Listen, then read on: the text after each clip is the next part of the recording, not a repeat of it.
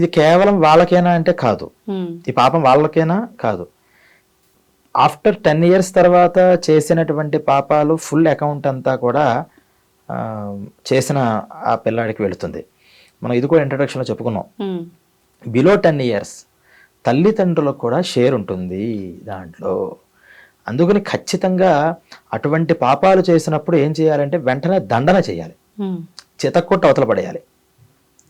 చిన్నప్పటి నుంచి ఒక ఆడపిల్లని ఆడపిల్లగా చూడడం అనేది నేర్పించలేదు కాబట్టే కదా వాడు అలా చేస్తున్నాడు, ఆ పాపం వస్తుంది. నేర్పించామంటే ఆయన వాడు చేస్తున్నాడు, నువ్వు నిఘా పెట్టలేదు. కన్న తర్వాత కంటికి రెప్పలా కాపాడుకోవాలి.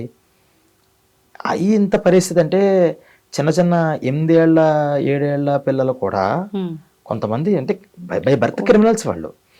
అటువంటి మైండ్ సెట్తో పిచ్చి పిచ్చి పనులు చేస్తుంటే పాపం ఆ ఆడపిల్ల తల్లిదండ్రులు కంప్లైంట్ ఇస్తుంటే, అమ్మా మీ అబ్బాయిని చిన్నపిల్లాడుగా కూడా సరిపోయింది, మేము కాబట్టి ఇలా అర్థం చేసుకుంటున్నాం, కొంచెం నేచర్ మార్చండి అని సలహా ఇస్తుంటే, మా అబ్బాయి అటువంటి వాడు కాదండి, మీ అమ్మాయే వెనకేసుకొస్తారు.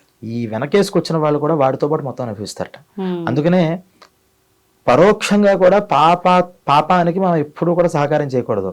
ఏమో చెప్పారు, నువ్వు కనీసం ఫస్ట్ వాళ్ళ నిందలే వేస్తున్నారు అనుకుందాం, పక్కన నైబర్స్ మనం అంటే పడతా నిందలు వేస్తున్నారు, సరే అని ఒకసారి మనం నిఘా పెట్టుకుని ఆలోచించుకోవాలి కదా.